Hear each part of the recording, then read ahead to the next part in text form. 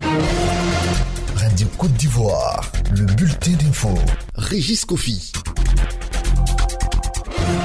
Madame, monsieur, bonjour, bienvenue dans cette édition. Le docteur congolais Denis Mukwege, gynécologue qui soigne les femmes violées en République démocratique du Congo, et Nadia Mourad, ex-esclave sexuelle du groupe État islamique, sont les deux lauréats du prix Nobel de la paix 2018. Tous deux sont récompensés pour leur combat contre les viols de guerre. Nadège Kofi.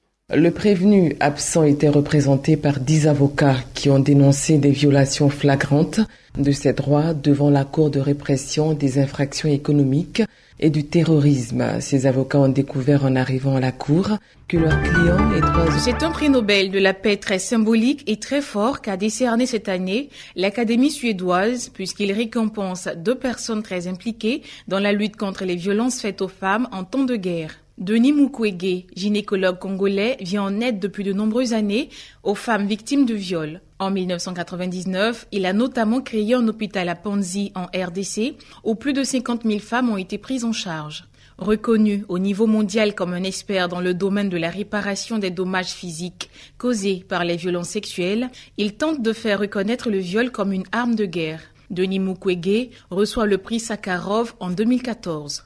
Nadia Mourad fut quant à elle une esclave sexuelle de Daesh. En 2014, l'organisation État islamique prend le contrôle d'une partie du territoire irakien et cible particulièrement la communauté yézidi, jugée comme hérétique. Les djihadistes tuent les hommes et kidnappent des milliers de femmes pour en faire des esclaves sexuels. Certaines, comme Nadia Mourad, sont arrivées à sortir de l'horreur. Mais la reconstruction de ces femmes est extrêmement difficile car elles sont souvent considérées comme salies aux yeux de leur communauté. Madame Mourad est aujourd'hui ambassadrice de l'ONU pour la dignité des victimes du trafic d'êtres humains. Pour son combat, elle a reçu le prix Sakharov en 2016. Dernière ligne droite avant la présidentielle de dimanche au Cameroun.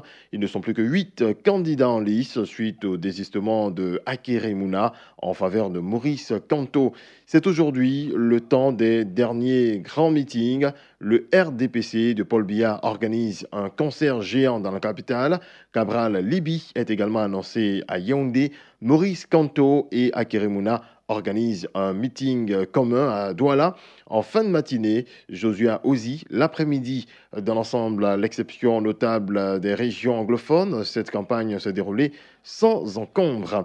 L'opposant politique et homme d'affaires béninois Sébastien Ajavon sera de nouveau jugé par un tribunal spécial dans une affaire de trafic de drogue pour laquelle il avait été relaxé il y a 2 ans. C'est ce que nous dit Guénébou Karamoko. Le prévenu absent était représenté par 10 avocats qui ont dénoncé des violations flagrantes de ses droits devant la Cour de répression des infractions économiques et du terrorisme. Ces avocats ont découvert en arrivant à la Cour que leurs clients et 3 autres prévenus étaient accusés de trafic de drogue internationale à haut risque, infraction punie de 10 à 20 ans de prison selon une récente loi béninoise. En octobre 2016, Sébastien Ajavon, qui avait fait fortune dans l'agroalimentaire, avait été arrêté après la découverte d'environ 18 kg de cocaïne pure d'une valeur estimée à 9 milliards de francs CFA dans un conteneur destiné à l'une de ces sociétés avant d'être relaxé quelques mois plus tard,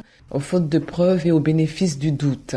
Ce jugement de relax n'ayant fait l'objet d'aucune procédure en appel, la défense d'Ajavon estime qu'il est définitif.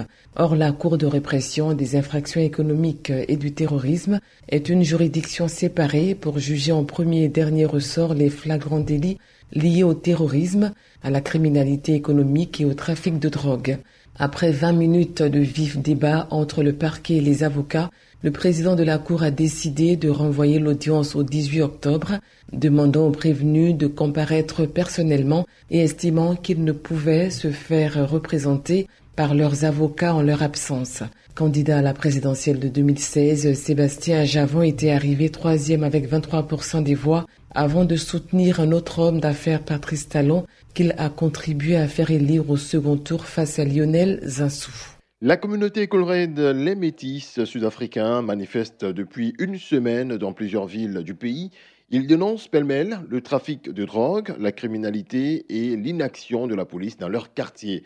Mais cette communauté, qui représente moins de 10% de la population sud-africaine, se dit aussi discriminée par le gouvernement en place. Voilà, c'est la fin de ce point sur l'actualité consacrée à l'Afrique. Merci à toutes et à tous de votre attention. C'était le bulletin d'info présenté par Régis Kofi.